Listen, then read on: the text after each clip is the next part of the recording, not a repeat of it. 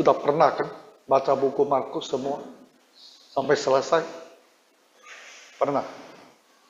Markus itu Injil Tuhan Yesus itu kan ada 4 kan? Ya ada 4. Nah, Matius, Markus, Lukas, dan Yohanes. Markus itu yang paling mudah dibaca karena isinya itu lebih banyak pada apa yang dikerjakan oleh Tuhan Yesus. Ya, suruh Sofia bisa ya bantu? Tak tahu.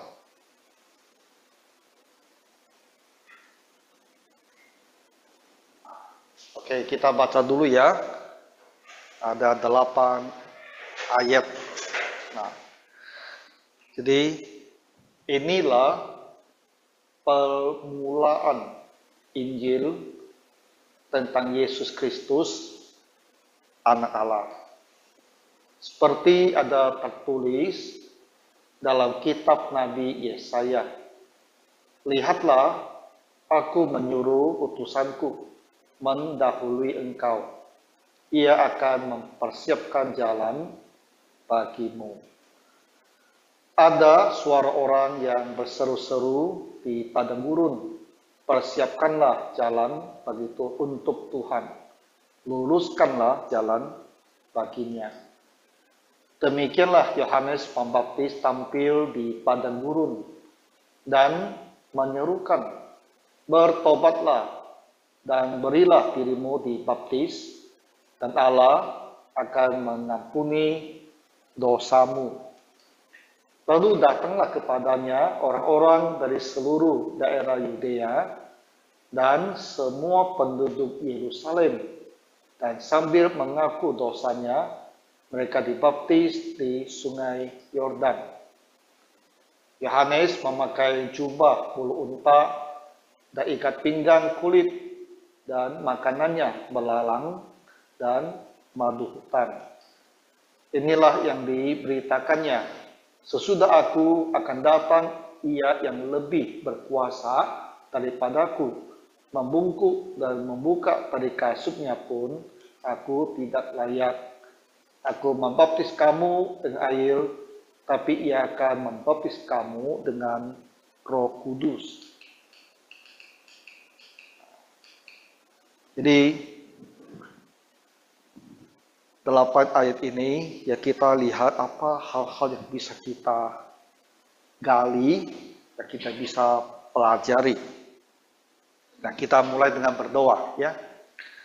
Tuhan Bapa Surgawi, berilah kami pertolongan Roh Kudus-Mu supaya dalam mempelajari ayat-ayat di awal Injil Markus ini kami bisa beroleh banyak pengertian.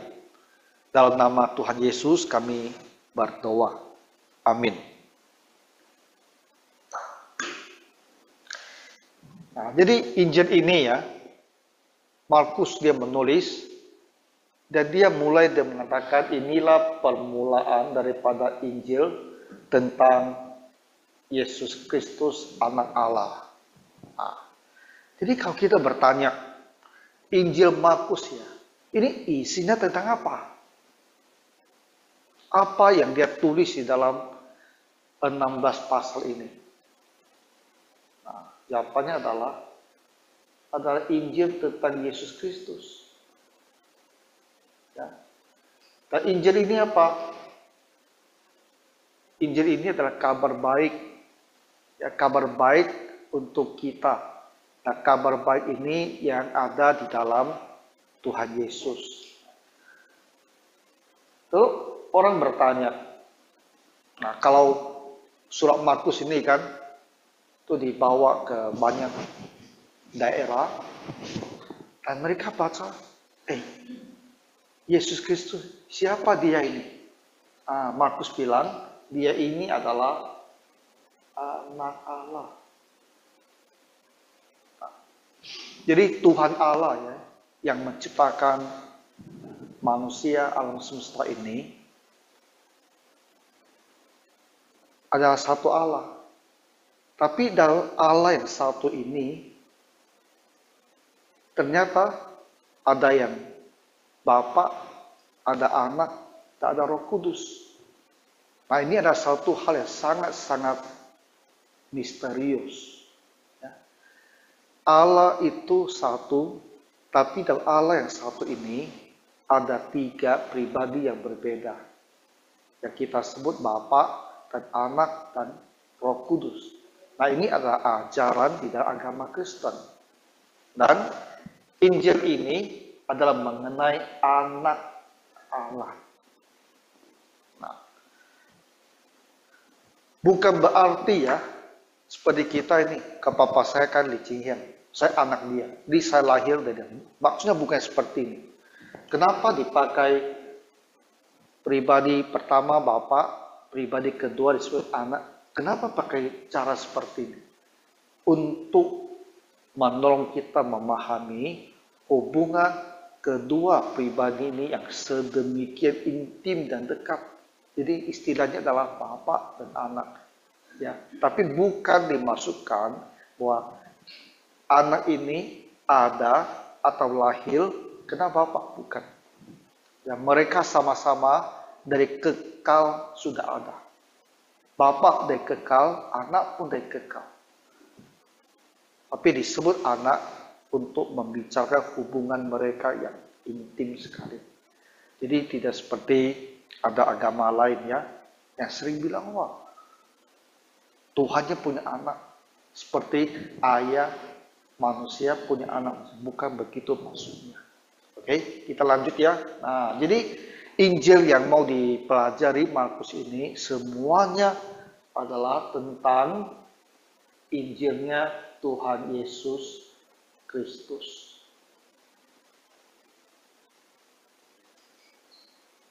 Nah, lalu seperti ada tertulis dalam kitab Nabi Yesaya. Wah, jadi kita pikir siapa ini Nabi Yesaya? Ibu Alif tahu tak siapa Nabi Yesaya? Hah? Cai Boy? Nabi Yesaya itu siapa?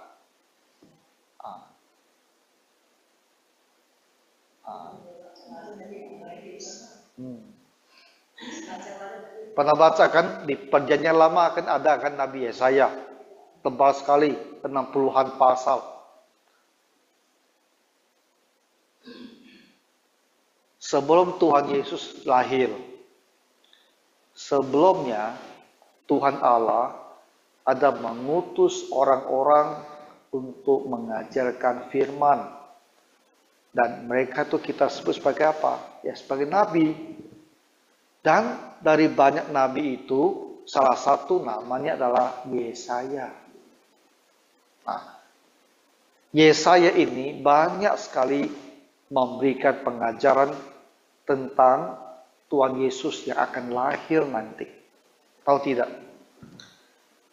Waktu Yesaya berbicara tentang Tuhan Yesus, sampai pada saat Tuhan Yesus lahir, ada waktu berapa lama? Pernah tak pikirkan? 70 tahun atau 700 tahun? Bu Sri? Bu Sri sudah ingat ya. 700 tahun loh. 700 tahun itu lama sekali. Kita sekarang mungkin 70 tahun ya. Berarti kita hidupnya 10 kali. Jadi begitu awal, begitu dulu sekali, Yesaya pernah bilang. Nah, jadi apa yang dia ucapkan itu ada ditulis dalam kitab Yesaya. Jadi bilangkan ada tertulis dalam kitab Nabi Yesaya. Apa yang Yesaya pernah tulis? Nah, jadi dalam tanda kutip ini kan, sampai sini masih ada sambung. Ini adalah kutipan dari kitab Nabi Yesaya.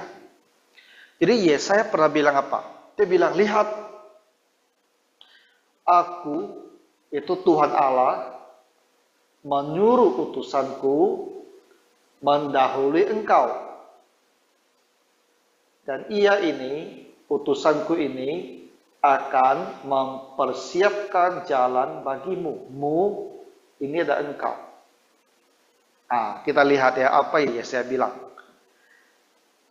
Tuhan Allah akan mengutus seseorang untuk mendahului engkau. Jadi ada Tuhan Allah, ada utusan, ada engkau. Benar kan? Engkau ini siapa? Pemilihan, engkau ini siapa? Tahu tidak? Engkau ini adalah tentang juru selamat. Dan kita sekarang tahu namanya adalah Tuhan Yesus. Jadi Tuhan Allah melalui Nabi Yesaya sudah bilang, Allah akan mengutus seseorang, dan orang ini akan lahir terlebih dahulu, akan melayani terlebih dahulu daripada Tuhan Yesus. Dan siapa nama utusan ini? Utusanku ini siapa? Utusan yang akan mendahului engkau. Utusan yang akan dapat lebih dahulu daripada Tuhan Yesus. Utusan itu adalah Yohanes Pembaptis. Ya. Nah. Untuk apa Yohanes Pembaptis diutus? Apa tugasnya? Lihat ini. Apa tugasnya? Ia atau utusan ini akan mempersiapkan jalan bagimu. Dia akan mempersiapkan jalan bagi Tuhan Yesus.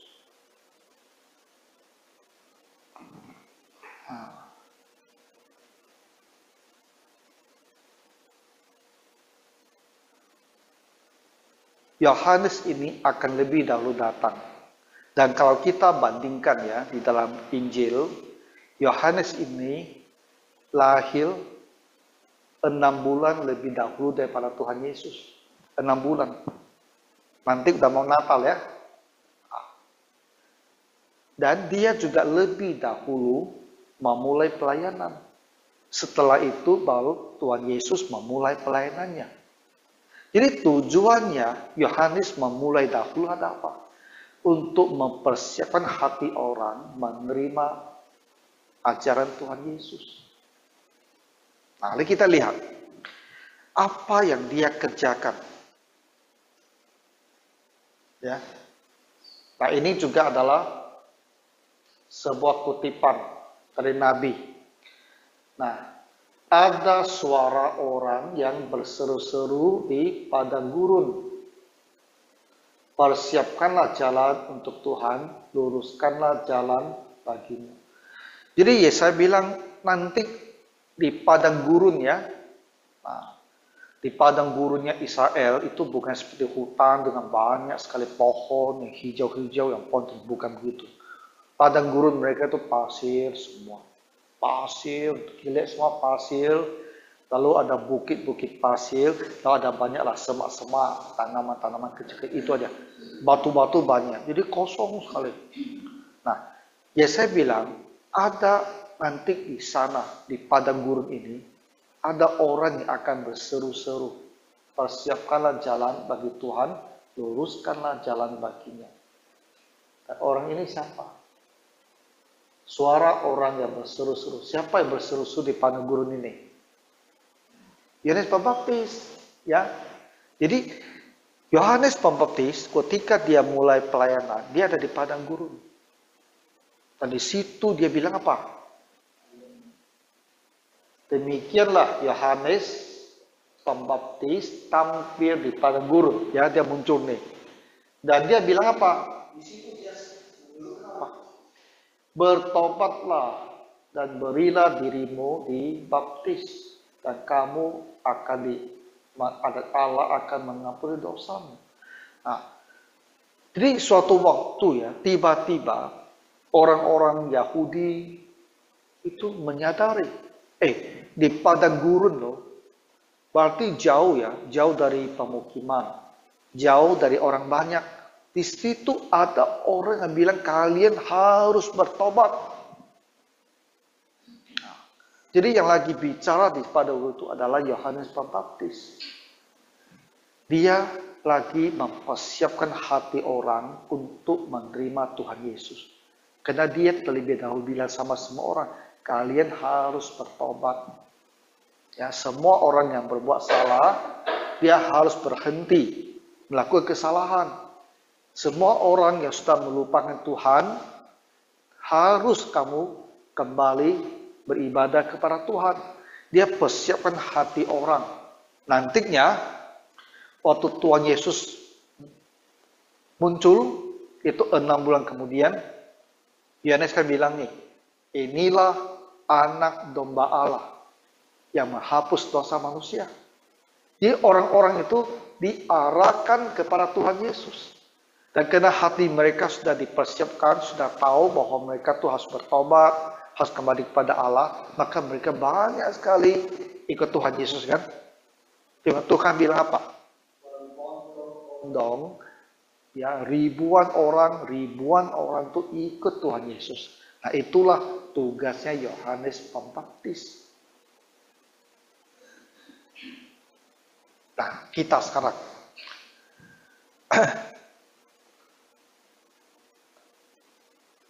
bisa tak kita juga luruskan jalan bagi orang dalam rumah kita untuk percaya kepada Tuhan Yesus. Nah, kita mungkin perlu persiapkan hati orang dalam rumah kita supaya mereka nantinya ketika mendengar tentang Tuhan Yesus mereka mau percaya. Anak siapa yang kita luruskan hatinya? Cucu kita. Ya, cucu kita. Mereka kan masih kecil, masih tak begitu ngerti tentang Tuhan.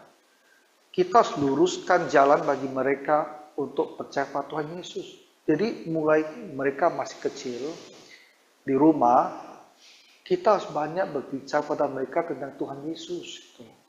Ya, bawa mereka, panggil mereka. Kalau kamu bilang, nenek doakan kamu tentang Tuhan Yesus. Atau cerita apa yang kita ketahui tentang Tuhan Yesus. Supaya di telinga dia itu, dia ingat terus, dengar terus tentang Tuhan Yesus. Nah, nanti kalau dia ada lebih besar, tak bisa ngerti, di gereja dia dengar tentang Tuhan Yesus. Wah, dia bilang, aku mau percaya. Karena dia sudah siap hatinya. Nah, jadi kita juga punya tugas seperti Yohanes Pembaptis ya, luruskan jalan bagi Tuhan. Mau tidak Pak seperti ini? Dibalik berapa cucu? 8 ya. Banyak ya. Mereka ada pergi gereja tak? Semua pergi. Nah, kalau semua sudah pergi gereja, bersyukur ya. Kalau Ibu, cucu 5, semua ke gereja. Nah, ya puji Tuhan lah ya. Nah, kita bersyukur. Jadi kalau cucu kita semua pergi gereja, kamu bisa persiapkan tidak tetangga kamu? Tetangga kita loh, sore-sore kan? Sore-sore kita keluar, ketemu mereka, lalu kita ngobrol. Dan akan di mereka itu ada yang belum percaya pada Tuhan Yesus. Kau persiapkanlah hati mereka ya untuk percaya kepada Tuhan Yesus.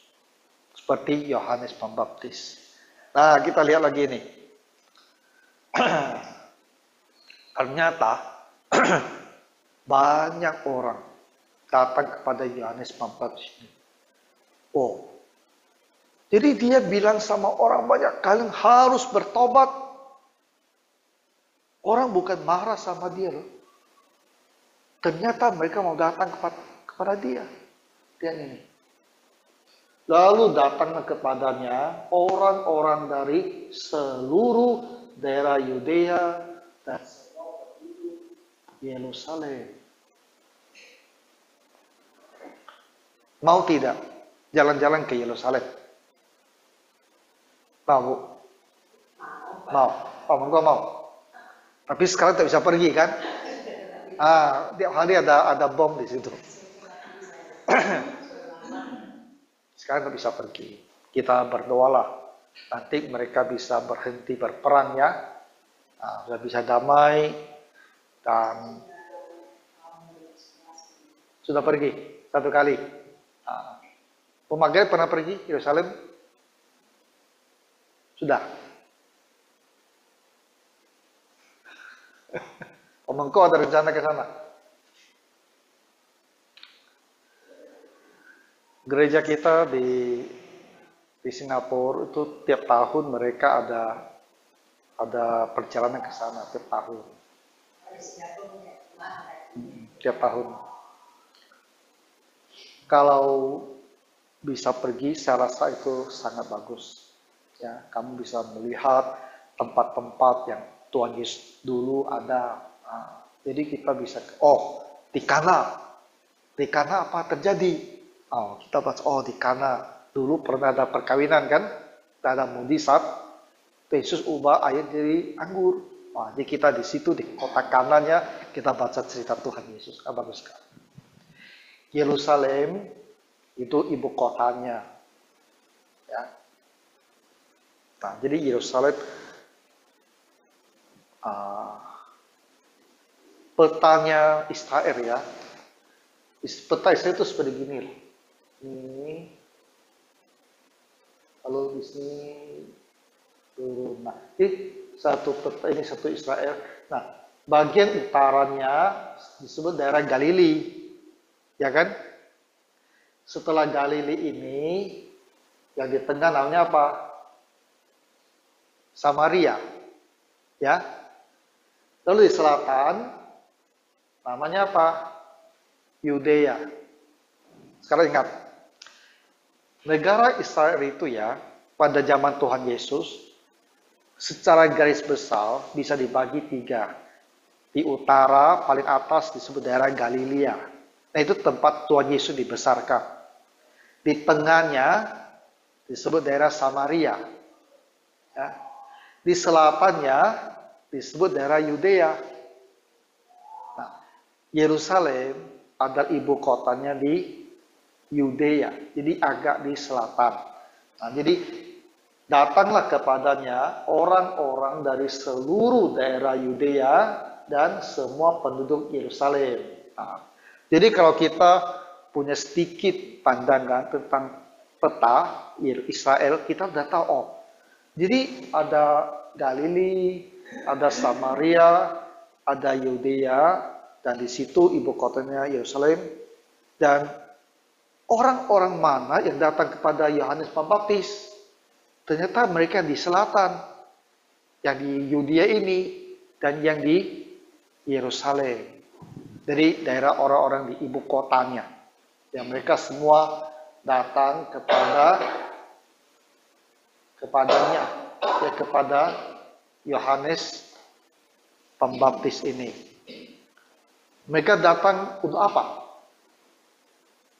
Nah, Yohanes kan bilang nih, bertobatlah, kalian harus bertobat, harus menyadari dosanya, dan harus mau berubah. Kan itu kan bertobat namanya.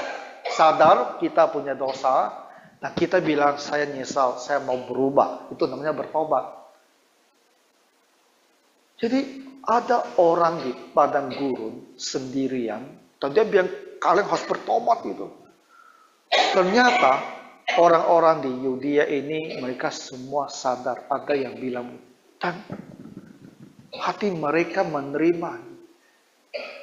Kenapa? Kan mereka sadar kita memang orang bersalah yang banyak dosanya. Jadi mereka apa? Sambil mengaku dosanya, mereka dibaptis di Sungai Yordan. Nah, jadi mereka semua datang kepada Yohanes Pembaptis. Dan mereka bilang, memang benar ya, kami ini orang yang berdosa. Jadi mau minta diampuni. Dan mereka minta dibaptis. Dibaptis ya. Baptis itu kan masuk ke air kan. Nah, itu hanya satu simbol saja. Seperti air menyucikan, membersihkan. Ya, Tuhan juga membersihkan kesalahan kita, membersihkan dosa kita. Maka disebut mereka itu dibaptis. Di mana mereka dibaptis? Di Sungai Yordan. Jadi kita bisa bayangkan ya, pada saat Yohanes Pembaptis keluar, mulai mengajar, itu pasti terjadi kehebohan. Di Yerusalem itu pasti heboh sekali. Dan mereka semua yang merasa apa yang dikatakan oleh Yohanes itu adalah benar.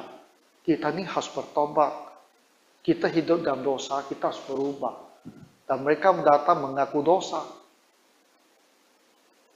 Dan cara mereka nyatakan kami setuju, ada mereka itu mau dibaptis dan mereka mau kembali kepada Tuhan. Nah, kita orang Kristen kan sudah dibaptis dalam Tuhan Yesus. Ya. Artinya semua dosa kita telah Tuhan ampuni, telah Tuhan hapuskan. Aku mau tanya ya, setelah kita percaya pada Tuhan Yesus, sudah dibaptis semua kan? Kita masih berbuat dosa tak?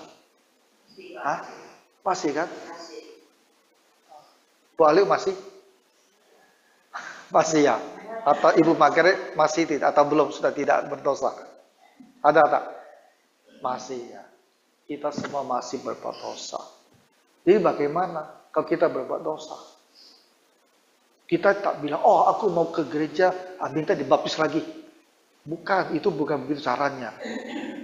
Kalau kita sekarang ada buat salah, waktu kita sadar ya, yang Roh Kudus bekerja di hati kita dan bilang di kita nih, kamu salah, ya sikapnya seperti itu, ya kamu buat seperti itu salah.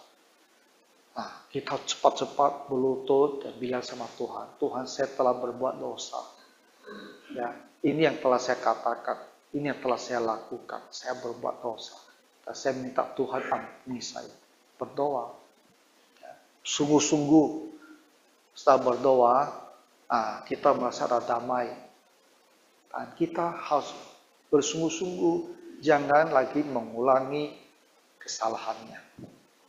Nah, sekarang coba kita pikir, ada tak dalam hati kita sadar ada dosa yang pernah kita lakukan, tapi kita belum minta ampun sama Tuhan, sehingga kamu selalu terganggu dengan dosa itu, ada tidak? Kita sekarang mau berdoa sebentar ya, masing-masing berdoa sendiri. Tak usah kasih tahu orang dosa kita.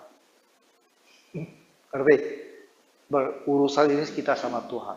Kalau kamu selama ini tahulah saya ada buat satu hal dan saya sangat tak tenang, tapi saya biarkan gitu aja. Nah, kamu sekarang berdoa sama Tuhan dalam hati. Dia bilang, Tuhan saya ada buat ini dulu atau kemarin. Saya menyesal ya, dan saya mau bertobat, saya tak mau lagi lakukan, saya minta Tuhan ampuni saya. Ya, supaya kamu dimaafkan oleh Tuhan. Oke, sekarang berdoa masing-masing ya.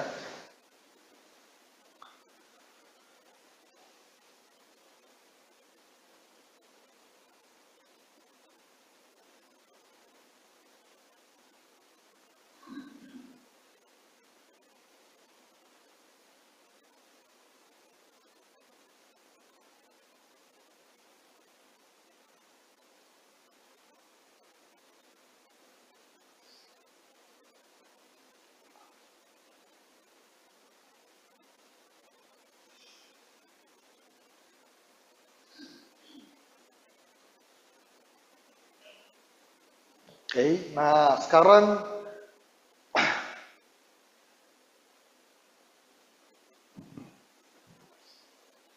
pernah tak kepikiran, kenapa ya satu orang di padang gurun bukan seseorang yang begitu menarik? Kenapa waktu dia bilang kalian harus bertobat, orang banyak ini, semua penduduk Yerusalem pergi sana dan minta maaf, minta ampun sama Tuhan. Kenapa bisa begitu?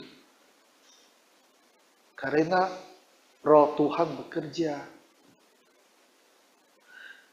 Orang itu mau bertobat karena Roh Tuhan bekerja di hati dia. Kalau tidak, hatinya keras kan, tak mau bertobat ini. Suruh datang ke gereja, tak mau. Suruh kembali ikut Tuhan, tidak mau. Keras kan hatinya itu. Bagaimana supaya hati itu bisa jadi lembut ya, dan mau menerima panggilan Tuhan? Harus ada Roh Kudus bekerja. Di rumah kita ada tidak orang yang keras hati? yang disuruh bertobat, dia disuruh kembali kepada Tuhan, suruh kembali beribadah kepada Tuhan, dia bilang aku tidak mau. Karena tidak. Ada kan? Kemudian ada rumah kamu?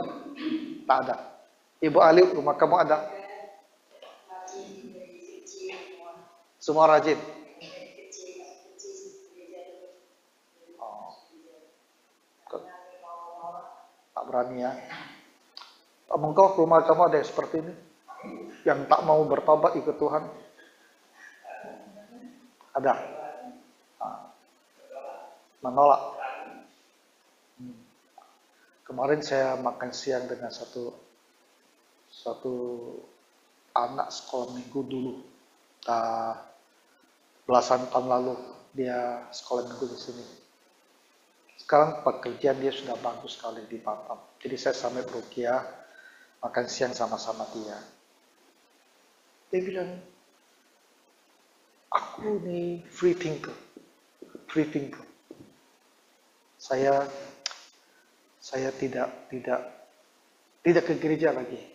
Tapi dia bilang, aku tahu hatinya masih ada Tuhan Yesus. Tapi saya tidak ke gereja, dia bilang. Wah, saya dengar, wah, oke. Oh, dia bilang lagi, aku juga berdoa loh. Kalau aku ke vihara, aku berdoa juga di sana. Jadi aku pikir gimana caranya nih. Dia bilang dia ikut Tuhan Yesus, tapi tak mau beribadah ke gereja. Pergi ke kelenteng, bisa berdoa, dia bilang. Berarti itu di sini sangat tak jelas kan. Dan kita bilang, kamu kembalilah ke gereja. Kan dulu sekolah minggu di sini. Yang diantar jemput ya. Sekolah minggu antar jemput ya. Nah, dia bilang masih belum bisa. Hatinya belum bisa. Masih belum, dia bilang, masih belum.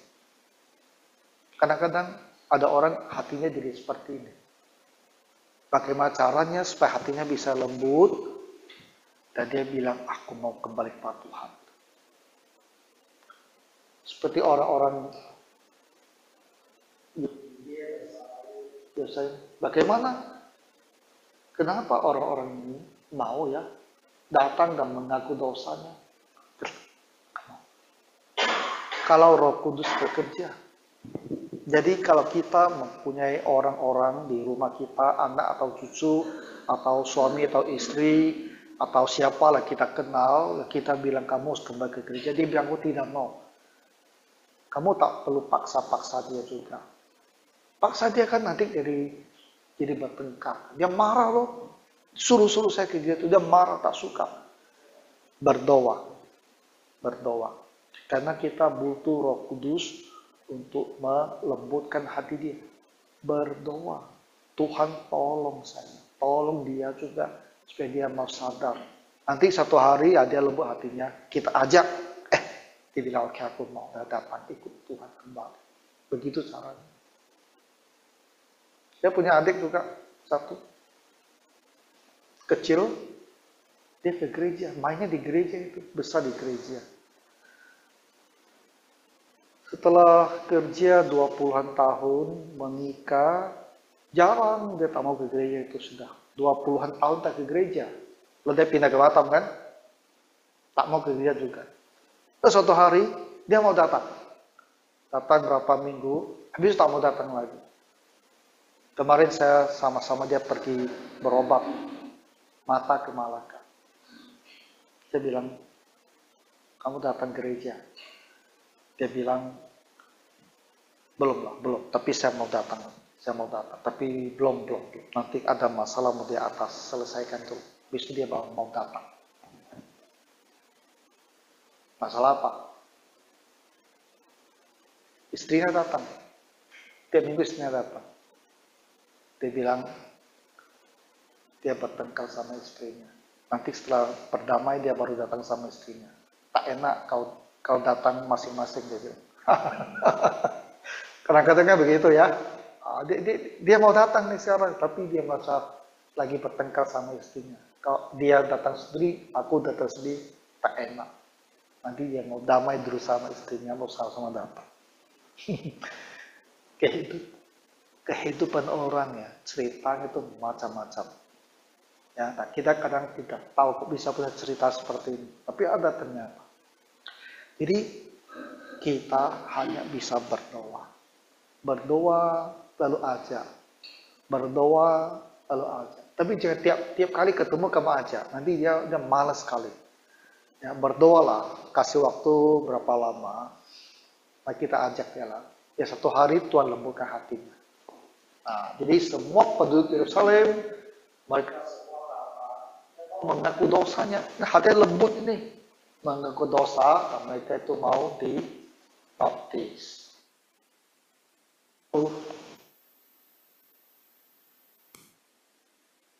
Pasti merasa agak aneh loh ini manusia gitu loh. Kenapa? Karena dia tidak makan nasi, tidak makan mie, tidak makan kue tiaw, tidak makan roti seperti kita. Apa makanannya? Belalang, madu hutan. Belalang tuh memang bisa jadi makanan, tahu tak? Belalang. Ada orang goreng ya, pernah makan belalang? Tak lah ya, kita tak biasa. Tapi sekarang ada orang mencoba membuat makanan dari serangga. Katanya banyak proteinnya. Kalian mau makan? Makanan dari serangga. Tak mau kan? Nah, Yohanes dia makannya belalang dan madu hutan. Jadi masih skeping ini ya. Masih skeping. Pernah kan lihat kan? Madu skeping, masih netes-netes itu loh, manis-manis itu. Nah, dia makannya itu aja. Nah, itu makan itu bisa kuat lah, karena banyak sekali gula, ya banyak sekali energi. Jadi manusia ini, Yohanes itu sangat lain lah, sangat lain. Dia tinggalnya di padang gurun, bukan tinggal di rumah. Pakaiannya apa? Dari bulu unta, dan ikat pinggangnya dari kulit. Jadi kita bisa bayangkan seorang yang tinggalnya di padang sana, ya, ikat pinggangnya, pakainya itu dari bulu binatang, bulu unta. Dia tiap hari makannya ini, tapi dia harus bertobat.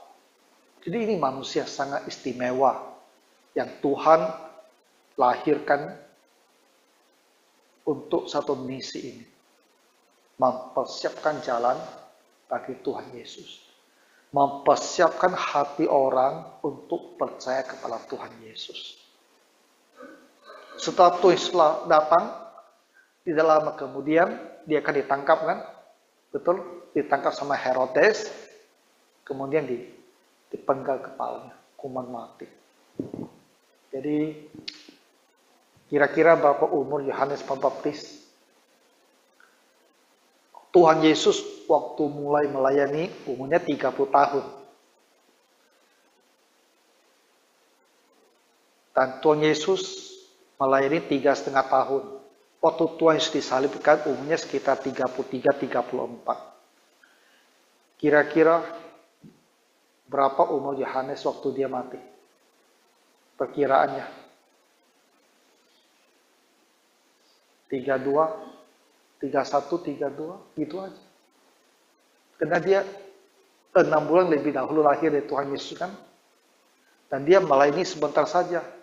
Ketika Tuhan Yesus sudah diperkenalkan, dia sudah ditangkap dan dihukum mati sama Herodes.